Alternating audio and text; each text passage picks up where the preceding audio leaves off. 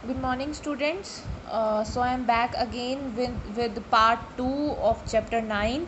So ये वाली table हम लोगों ने MS Access के अंदर बना ली थी, जिसमें हम लोगों ने ये डिफ़ाइन किया था कि जो हमारी एक टेबल बनी हुई होती है जिसके अंदर रो और कॉलम होते हैं, उसको हम बोलते हैं रिकॉर्ड। जो हमारी हेडिंग होती है उसको हम बोलते हैं फील्ड नेम।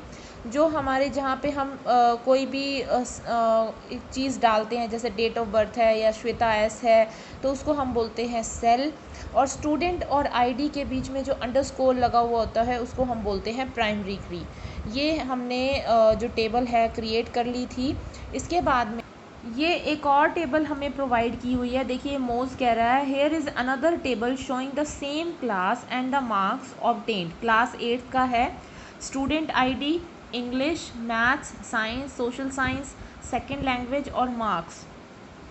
अब इन्होंने क्या किया है, इन्होंने ये टेबल बनाई है। पहले किस तरह से टेबल बनाई है आइए हम देखते हैं। ये देखिए हम लोगों ने ये एक टेबल जो है क्रिएट की थी। अब हमें एक दूसरी टेबल क्रिएट करनी है, तो उसके लिए हम क्या करेंगे, वापस से जाएंगे फाइल में। फाइल पे क्लिक करने के बाद मैं जाऊंगी न्यू पे। न्यू मतलब मुझे नई फाइल लेनी है। न्यू फाइल में जाने के बाद मैं वापस से जाऊंगी ब्लैंक डाटाबेस। ब्लैंक डाटाबेस यहाँ पे ऑप्शन आ गया मेरा डाटाबेस 2, या फिर मैं कोई और इसका नाम देना चाहूँ तो मैं दे सकती हूँ। यानी जैसे कि हमारी इस टेबल पे नाम दे रखा था क्लास 8 मार्क्स, तो मैं वही लिख देती हूँ क्लास अंडरस्कोर 8 मार्क्स। ठीक है, मैंने यही डाल दिया है और मैंने इसके ऊपर क्लिक कर दिया तो क्रिएट हो गया।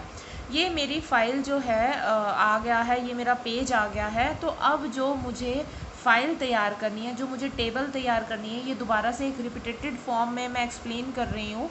जब मुझे अगर कोई टेबल तैयार करनी होती है जिसके अंदर मुझे एडिशन करना है, तो मैं जाऊँगी व्यूज़ पे। व्यूज़ पे जाने के बाद मुझे जाना है डिज़ाइन व्यू में, क्योंकि मुझे वो टेबल जो है तैयार करनी है। उस टेबल को भी मैं नाम दे देती हूँ क्लास 8 मार्क्स के नाम से। ये मैंने नाम दे दिया। आईडी में यहाँ पे हमारा आएगा स्टूडेंट आईडी। हमारा नाम आएगा, हमारा आएगा स्टूडेंट आईडी। यहाँ पे मैं डाल देती हूँ स्टूडेंट आईडी। अब जैसे ही मैं यहाँ पे स्टूडेंट आईडी लिखती हूँ, जो हमारा स्टूडेंट आईडी होता है वो हमारा प्राइमरी की होता है। क्या होता है? प्राइमरी की होता है। मैं उसको क्या कर लेती हूँ, सिलेक्ट करके मैं उसको प्राइमरी की पे क्लिक कर देती हूँ कि मैंने को इसको प्राइमरी की करना है। ये देखिए जैसे ही ये प्राइमरी की के ऊपर मैं क्लिक करती हूँ, ये मेरा डिससिलेक्ट हो गया, ये मेरा ऑप्शन। ठीक है, ये अब नॉर्मल दिखाई देगा हमारे को, इसके अंदर कुछ वो नहीं है। लेकिन जैसे ही मैं इसको क्लिक इसके ऊपर में मैं जा कर के इसको वो कर देती हूँ, सिलेक्ट करती हूँ और मैं प्राइमरी की के ऊपर क्लिक करती हूँ, तो यहाँ पे एक की बनी हुई आ रही है। ठीक है, तो ये हमारी होगी प्राइमरी की, यानी कि ये हमारी जो है स्पेशल हमारी वर्डिंग्स हैं, यूनिक वर्डिंग्स जो होती हैं, इसको हम बोलते हैं। यहाँ पे स्टूडेंट आईडी आ गया। स्टूडेंट आईडी और हम क्या क्या हमें अपनी टेबल में और क्या चाहिए, स्टूडेंट आईडी जो है वो हमारी ऑटो नंबर में आएगी। ये बिल्कुल करेक्ट है, ऑटोमेटिकली ये सिलेक्ट हो गया, यानी कि स्टूडेंट आईडी मतलब कि रोल नंबर। उसके बाद हमें चाहिए इंग्लिश के मार्क्स। यहाँ पे मैंने इंग्लिश लिख दिया। इंग्लिश के मार्क्स मेरे किस में आएंगे, शॉर्ट टेक्स्ट में नहीं आएंगे, क्योंकि मुझे मार्क्स डालने हैं। तो मार्क्स मेरे आएंगे ऑटो नंबर में, सेम ऑटो नंबर आएगा। इंग्लिश के बाद में मेरे पास है मैथ्स। इसके बाद हम ले लेंगे मैथ्स। मैंने मैथ्स ले लिया है, और मैथ्स लेने के बाद जैसे ही मैं एंटर कर रही हूँ, ये वापस से शॉर्ट टेक्स्ट में आ रहा है। मुझे शॉर्ट टेक्स्ट में नहीं जाना, क्योंकि मुझे इसके अंदर नंबर डालने हैं, तो मैं लिखूँगी auto number. Next is maths के बाद मेरा सब्जेक्ट क्या है, साइंस। मैं साइंस पे जा रही हूँ। Then enter, same auto number, क्योंकि यहाँ पे ऑटो नंबर का मतलब ये है कि अगर इसके अंदर हमें कोई टेक्स्ट डालना है, कुछ वर्डिंग्स लिखनी है, तो हम टेक्स्ट लिखेंगे। अगर हमारे को कोई लिंक डालना है, तो हम यहाँ पे कोई पिक्चर डालनी है, तो मैं यहाँ पे हाइपर लिंक करूँगी, ये भी मैं आपको समझाऊँगी। और अगर मान लो हमें यहाँ पे कोई देखिए यहाँ पे कौन text, short text, long text, यानी कि हमें टेक्स्ट डालना है तो ये शॉर्ट टेक्स्ट आ जाएगा, थोड़ा सा बड़ा टेक्स्ट डालना है तो long text. Number same auto number की तरह है कि हमें यहाँ पे नंबरिंग कुछ डालनी है, तो लार्ज नंबर बहुत सारा बड़ा वाला नंबर है। डेट एंड टाइम अगर हमें डेट ऑफ बर्थ डालना है, करेंसी डालनी है। हाइपरलिंक, हाइपरलिंक मतलब ये होता है कि किसी भी चीज़ का लिंक हमारे को डालना है। जैसे कि कई बार बहुत सारी जगहों पे लिंक दे रखा है कि हम इसके ऊपर क्लिक करेंगे तो हमारा एक पेज ओपन हो जाएगा। अटैचमेंट, अटैचमेंट का मतलब ये होता है कि अगर कोई पिक्चर अटैच्ड है इसके साथ, ये भी मैं आपको अभी बताऊंगी कैसे करना है। साइंस के बाद में हमारे मार्क्स हैं SSC, auto number, then second language SL कर लेते हैं, सेम आएगा ऑटो नंबर, ठीक है। और उसके बाद में नेक्स्ट हमारा ऑप्शन आएगा मार्क्स,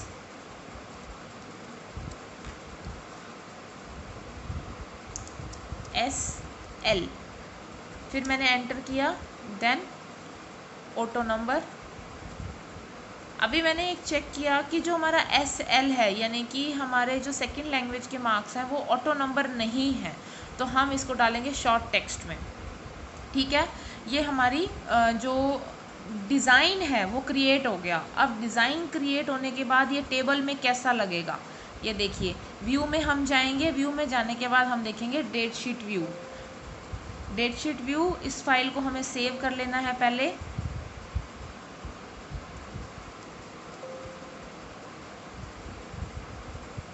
ये देखिए जब मैंने डेट शीट व्यू किया तो मेरे पास में ये चीज़ आ गई है अपने आप से। ये ऐसे ही बिल्कुल टेबल है। अब इस टेबल के अंदर हम एंट्री करेंगे। सबसे पहला रोल नंबर है 34, यहाँ पे मैं क्लिक कर लेती हूँ।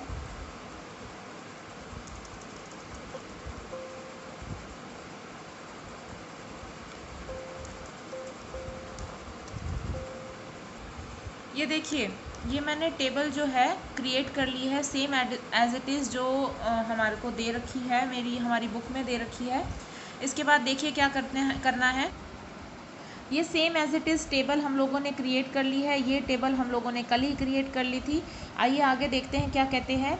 मोज, let us extract information from these two table we have seen so far. How will you query the database to find name of the student who score 70 and above in English.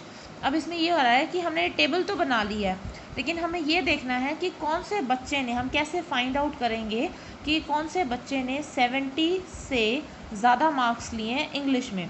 Jyoti, first find the roll number of student who scored 70 और more in English from the class 8 mark table. हम वो वाली table देखेंगे, ये वाली table देखेंगे जिसमें, और उस बच्चे का रोल नंबर देखेंगे कि किस बच्चे ने 70 से ज़्यादा मार्क्स स्कोर किए हैं। Student who score 70 and above in English, सबसे ज़्यादा इंग्लिश में किसने मार्क्स स्कोर किए हैं, 70 और 73, ये हो गया। और एक ये रोल नंबर 34, रोल नंबर 67 और रोल नंबर 12, इन 3 बच्चों ने क्या किए हैं, स्कोर किए हैं ज़्यादा।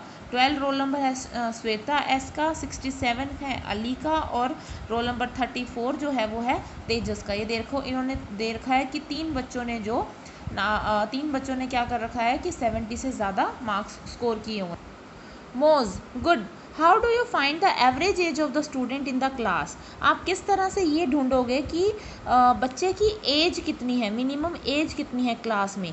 तेजस, we can find the age from the date of the birth of the student in the student info table and calculate the average age. Here we are using only one table. जो हम लोगों ने कल table create करी थी जिसमें हमने बच्चों का नाम, उनका स्टूडेंट आईडी और उनका डेट ऑफ बर्थ मेंशन किया था, वो ये कह रहे हैं कि तो हम उसके अंदर से डेट ऑफ बर्थ जो है वो निकाल सकते हैं और उसके बाद उनकी हमारे को एज का पता चल जाएगा। मोज, right. This is how database querying works. Let us do this practically using a database application provided by the LibreOffice. Let us take the example of your school data to understand the database creation and information extraction. You can also try the same example using other database tools such as MS Access. LibreOffice जो है एक हमारी window का नाम है जिसके अंदर हम डाटाबेस के एप्लीकेशन को क्रिएट कर सकते हैं, या फिर हम MS Access के अंदर जो हमारी विंडो XP में प्रोवाइड होता है उसमें क्रिएट कर सकते हैं। ये देखिए क्रिएशन ऑफ डाटा मैंने आपको ऑलरेडी बता दिया, ये लिब्रा ऑफिस के अकॉर्डिंग है। क्रिएशन ऑफ डाटा का मतलब ये होता है कि जब हम MS एक्सेस को की शीट को ओपन कर रहे हैं, हमारे को एक ब्लैंक शीट मिल रही है, उसको हम क्रिएट कर रहे हैं, उसको हम बोलते हैं क्रिएशन ऑफ डाटाबेस। कि हमने कोई नई शीट लिया है, उसको हमने नाम दिया है, उसको सेव किया है, ठीक है, और उसके बाद में हमने उसका एक न्यू नाम करके उसको क्रिएट कर दिया है। नेक्स्ट हमारा पॉइंट आता है क्रिएशन ऑफ टेबल। ये भी मैंने आपको करके दिखाया कि टेबल किस तरह से क्रिएट करते हैं। ये देखिए create a table using the design view. View में जाके हमारे पास में दो ऑप्शन होते हैं, एक डिज़ाइन व्यू होता है, एक डेट शीट व्यू होता है। तो हमें टेबल क्रिएट करनी है डिज़ाइन व्यू में जा करके, ये मैं आपको बता चुकी हूँ। ये देखिए table field names with the data type, इन्होंने क्या कर रखा है, यहाँ देखो फील्ड नेम दे रखा होता है और फील्ड टाइप दे रखा होता है। ये मैंने आपको बताया था कि फील्ड नेम और फील्ड टाइप दे रखा होता है। उसके अंदर फील्ड नेम में हमने स्टूडेंट आईडी और फील्ड टाइप में हमारा डाटा टाइप आ जाता है कि जो भी हमारी वो वर्डिंग्स हैं वो टेक्स्ट में जाएंगी, नंबर में जाएंगी, लिंक में जाएंगी या अटैचमेंट में जाएंगी।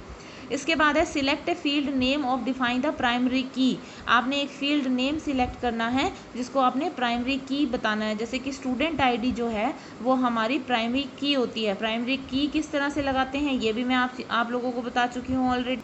All fields and data type define, सारे के सारे डाटा टाइप फील्ड और डाटा टाइप जो है वो डिफाइन कर दिए गए हैं। देखिए स्टूडेंट आईडी में इन्होंने डाला नेम और डेट ऑफ बर्थ, जो हम लोगों ने कल टेबल बनाई थी, ये सेम एज इट इज़ वही टेबल है। Field property specify the data entry rule, help is provided in the right must column, you may choose it default for now. इसके अंदर से हम क्या कर सकते हैं, किसी को भी डाटा टाइप को चूज कर सकते हैं, ठीक है। उसके बाद हमने क्या कर देना है, इस टेबल को हमने नाम दे देना है। ये हमारा 6 पॉइंट आएगा कि हमने इस टेबल को क्या दे देना है, नाम दे देना है, ठीक है। इसके बाद में हमारा पॉइंट आता है inserting data into the table. Data किस तरह से हम इंसर्ट करवाते हैं टेबल के अंदर। हम क्या करेंगे, पहले जब हमने इसको डिज़ाइन किया है तो हम डिज़ाइन व्यू में जाएंगे, और उसके बाद में जब हमने इसको टेबल को देखना है तो हम कहाँ जाएंगे, डेट शीट व्यू में। और डेट शीट व्यू में जाने के बाद हम इसको क्या कर सकते हैं, लिख सकते हैं, ठीक है। इसकी टेबल के अंदर जो भी हमारे को रिक्वायरमेंट है डाटा को हम लिख सकते हैं।